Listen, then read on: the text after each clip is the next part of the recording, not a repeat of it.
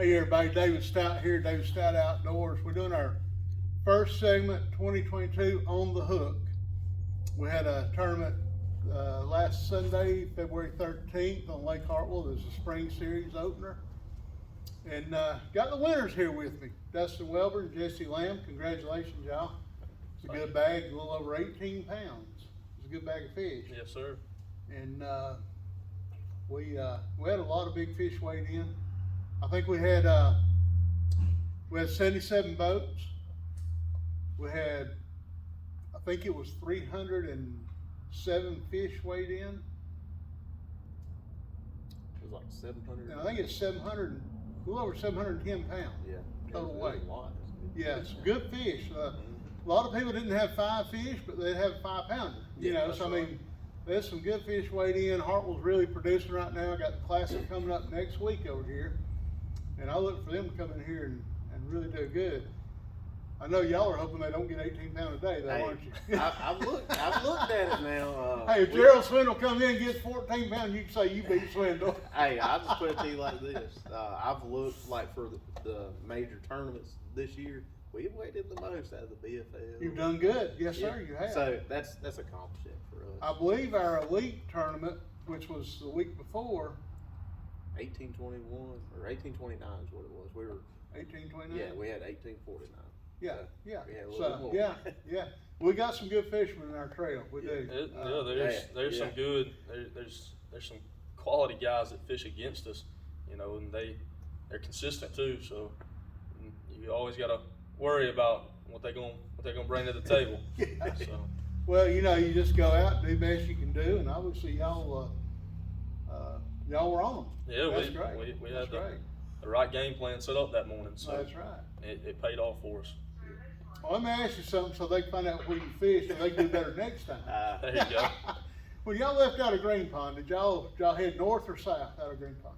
We went north. You went north. Yeah. Wanted that Falcon fast as it would go. Hammer the Falcon down. Yep. That's right. Dustin got him a Falcon from here at NNC Marine. Yep. Man, to me, it's the best deal, best quality boat built. Yeah. Bass boat. You just can't beat them. David, I look at back whenever I went to purchase a boat. I come out of 2000 Nitro, so I was looking around and I started looking at Falcon, and I like the layout. Me being in the military, I love to have stuff set and planned and look at why something's made a different way than others. Mm-hmm. And whenever I got to looking at Falcon, it was like, man, that's it. That's exactly what I was looking for. Something simple that can get stuff done, you know, in the best way possible. That's right. And but if it wasn't for my best friend over here, I never would even had that Falcon. That's right. I found that Falcon and I called him and I said, hey, go by. You've been wanting a new boat, I said, and this is gonna be one not to pass up. I don't know. I said, come on, I'm gonna come pick you up. I said, let's go up there and look at it.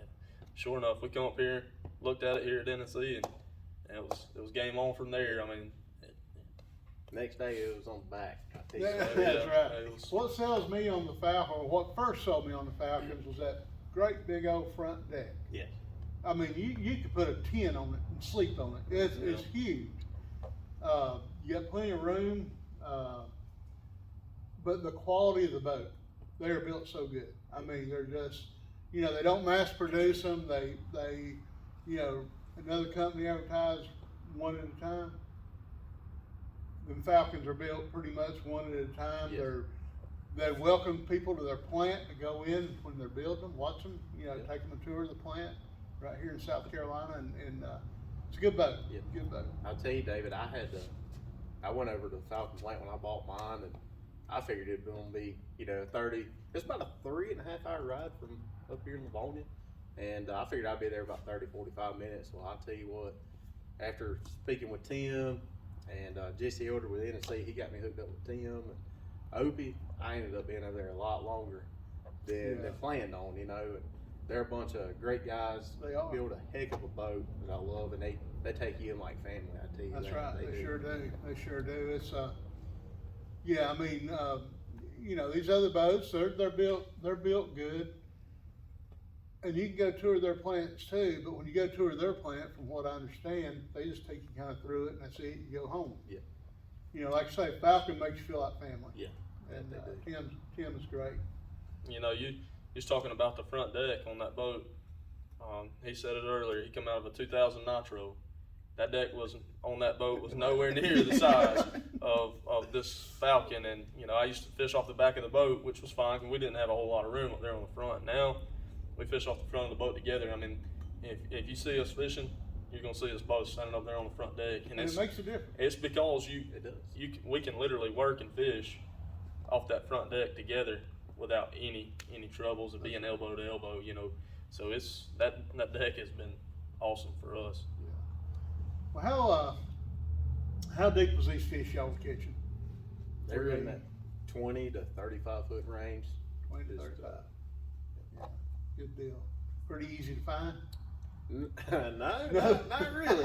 I'll tell you, it took some work Yeah, to find where we were at. And I'll tell you what really made it a whole lot easier for us to find those fish and key in on those fish was that Garmin LiveScope. Yes, sir. That thing is Garmin done good with that. You know, everybody said like when the Alabama rig come out, it was a game changer. When the Ultrex come out, the first real game changer in competitive fishing was Garmin LiveScope. it makes it easier. Well, you know, I'll now tell they've you come out that. with another one. Yeah. The Plus. Yeah. And I don't see how they could much improve the LiveScope. Though. I just don't. I'll be honest with you, is for as long as I've had LiveScope, I had it on my Nitro too. Just goes to tell you, I had that Nitro for, when we've been fishing, 4 years together, so I'd say about 3 years I had Garmin. You know, once you learn what you're looking at and how fish react and do things, I think that's the biggest thing. Yeah, that's right. You can throw something down there and be like, all right, switch it up. They don't want that one. And then other times you throw it down there and that thing get 5 feet down in the water and here they come. You know, you just waiting on them. So Yeah, all them days back in the day when you was video game fishing, that's what you're doing now on the boat. yeah. Basically, That's I'll about But it. I'll tell you this, it just comes a time. I was the world's worst at it when I first got it. That's all I wanted to do is just looking at that. And once I taught, and I'm just saying this to kind of help people out that's just now, you know, either getting Garmin or they might have had it for a while, just never looked at it the way I do. I look at it as a tool out there on the water. Absolutely. And just And that's because what you it see is. them doesn't mean they're going to bite. That's right. You know, it's kind of like sight fishing, just in deeper water. Yeah. You know, you might see that fish up on the bed, and just because you see it don't mean it ain't going to bite. That's Same right. thing whenever they're 25, 30 feet. That's another thing with the Garmin is people. He used to do it. I mean, I've done it on his boat. You'll find yourself spending too much time looking at that Garmin, knowing, hey, there's fish here. These They're fish not just ain't biting. gonna play. Yeah. You know, you gotta know when to put it down and go somewhere else. And That's right. that's the biggest thing that you have to learn with that Garmin. I feel like is knowing when to say, hey, we need to take our eyes off of that for a few, and just go do something else and fish the way we used to fish. And you know, so it's a great tool, but at the same time, I think it could be an enemy to you if you it don't sure take your eyes can. off of it. Sure You know. can. What kind of baits were y'all throwing? I threw a football jig. And I threw it all day long. Really? I did. Never changed that. I did not. Yeah. I threw a football jig all day long. I threw the old Blade Runner all day long. Fishing brush piles. We had some structure around. Yeah. I mean, and where I was getting my best bites was you had to pull that jig through it. Yeah. There was no above it, around it, beside it. Had to go right through it. You come through it, and that's when When you we'll get through with this, remind me to show you an artificial brush pile that you can come right through and never get hung up. All right. Yes, sir. Yes, sir. Well, we tend to spend them. Who makes some jigs that you're using? I can't remember. They're custom made from a veteran. And I tell you one thing, they're about $3.29, $4 a pop. But they'll catch fish now, but they'll Get hung up too. Yeah, that's right. I did. I lost 4 or 5 that day, but you know, It was worth it. oh yeah, it paid off in the long run, no doubt. Yes, sir. Well, so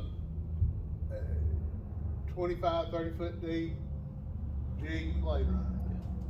That's awesome. That's good. What, did you catch them early or late? We caught the majority of our fish between like that 8 o'clock. But once we got that school fired up, about 8:15, we had 5 in the boat. Yeah. We were culling. Good. But our big fish come between, like I say, what, 8 and 10.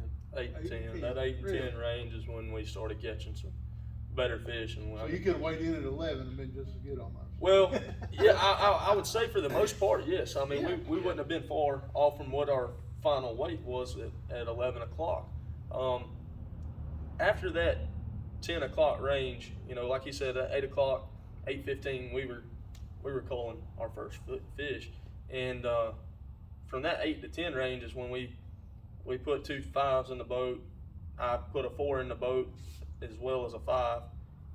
And I lost another one that would have been a good 4. Yeah. And, you know, so after that 10 o'clock range, we was contemplating on if we were going to move or not and give it an hour's rest and come back. And every time we'd think that we'd been 30 minutes without a bite, we'd get ready to start to move and we'd hang into one. Now we wouldn't be culling a fish by a pound or nothing like that, but we were getting ounces more than the previous fish. And then, you know, we caught fish all day long. I would say we caught 20 to 30 fish that day.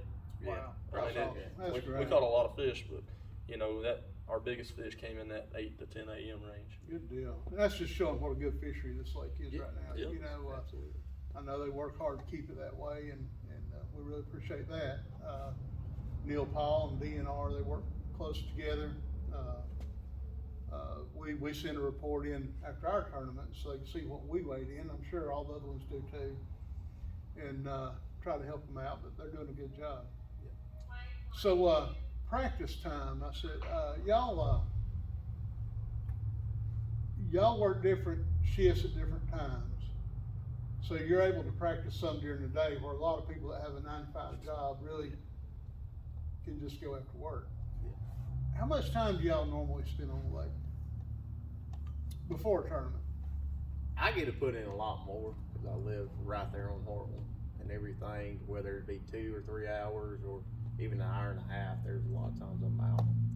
If I had to say as we fish together, I'd say about 2 days a week, 1 day at some weeks, but majority of it, you know, I'm out there every chance I can get. So. Yeah, that's good. What about you, Jason? Well, you know, it's easier for him to get there and do those things living that close to the lake.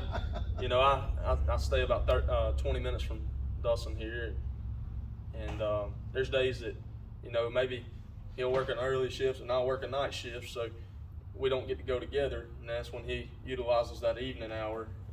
And then there's times that, you know, it just happens to line up just right where we work an early shift together, we can go fishing that afternoon, or we work a night shift together and we can fish the morning leading up into going into work that night. So. Right. Good deal. So y'all winning this tournament out of your Falcon that you bought here at NNC.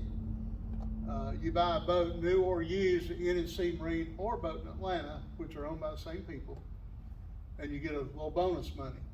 I noticed that day you came and got that, and that's good. That's we really appreciate NNC doing that for us. And like I said, it could be new or used. You know, they come by this 17 model skater here and get the same money you got. Yeah. Also, Falcon Contingency, they got the best convention program around, because as a trail, like Skeeter, I have to file paperwork and get on their program, which we do. We're on Skeeter. But Falcon, you don't have to do that. Everybody can win. Anybody got a Falcon can win it, and that's a good thing. That's great. But appreciate y'all. You know, the weather changed a lot. We try to live stream our weigh-ins, and I think Dustin, your dad, was trying to watch it. Yeah. Is that right? He was. And the wind started blowing the camera around. Finally blew it off. It was blowing our leaderboards down. We had to take them down. The wind was horrible. over there. I'm just thankful that wind didn't kick up until an hour before it was time to weigh in. That's right. If it had been like that all day, it'd have been miserable. Yeah, it would. I'll tell you, We had one boat almost filled up with water down there, wind blowing the water over the back. That wind, it's not good. Yeah. But we're working on our live streaming. We got new cameras. We got a whole new setup. I know that morning at blast off, the sound system was a little distorted. We got a new, longer reaching sound system. So we're working on all them little problems we had on that one. Yeah. And working on some sponsors. So hopefully we'll have some surprises for y'all the next tournament. Oh yeah.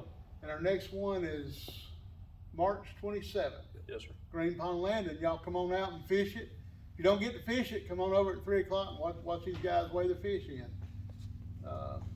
Looking to have a pretty good crowd over there, I hope, if it's warm and not windy. There you go. Yeah. But we appreciate y'all so much for fishing with us. We thank you for putting on a good tournament. It's an awesome time. Yes, Always sir. is. It's a great tournament to be in. So Appreciate it. Y'all got anything else you want to tell the people? I will say, just thank you to NC and Jesse Elder. If you're looking to buy a boat or just want to even look at them, come up here and see Jesse. He'll definitely, he'll put you in one and you'll fall in love He with puts it. a lot of people in them. That's right. I don't He know does. what he does. I don't know what he promises these people, but he sells a lot of boats here. And I'll tell you Skeeter, that- Falcon, right here. Was that Avid 10 rigs they got here at NC now. And if you're looking for a pontoon, Jesse sells a bunch of pontoons too. yeah. He puts people in some boats, that's for sure. Come on over NC Marine over here in Martin, Georgia. I think it's Highway 17. Yes, sir. See Jesse, he'll get you fixed up. Is that it? I'm gonna thank my wife because she would kill me if I didn't. See, we knew you was on fish because your wife showed up. Look, I'll tell you this much: if it wasn't for her and her putting up with stuff that I put her through, I tell you, I don't know how she does it because I know I'm a hard person to live with. But when it comes to my fishing now, she does it right. You know, it's That's good. a little different for me at home. I've got more to add of the family than just my wife. So, you know, thankful to her, like he said, thankful for her allowing us to go out there and fish, especially putting up with a 2-year-old that's into everything. You know, so it's been it takes a team, and they're part of it for Fishing, allowing us to do It takes a lot of time away from home. It does. We try to spend as much time on the water together as we can, especially getting ready for a tournament, and you know, them sitting at home and doing whatever that they're doing, and you know, like I said, my wife chasing a 2-year-old around all day long. That's right. It's not easy, so they put up with it and they support us fishing, and you know, we are lucky that we get the luxury to go out there and do it as much as we do. That's right. We usually meet the wives when they win a tournament. Yeah, When they're on fish, the wives will show up to weigh in. If they're not, we never see the wives. Yeah. There's a lot of wives we've never seen, but yeah, if you're on fish, you know, if Jesse's on a bunch of fish, got a good bag, we're gonna see Brooklyn over at weigh in. I guarantee it. But hey, we appreciate y'all. We appreciate the wives letting all these guys fish, and I really appreciate my wife. If it wasn't for her, I couldn't even do this. You Yeah. know, we wouldn't have this trail. Yeah. But it takes a lot of work, a lot of time, and but looking forward to seeing y'all on March 27th. We'll be there. Yeah. We will be there. Appreciate y'all.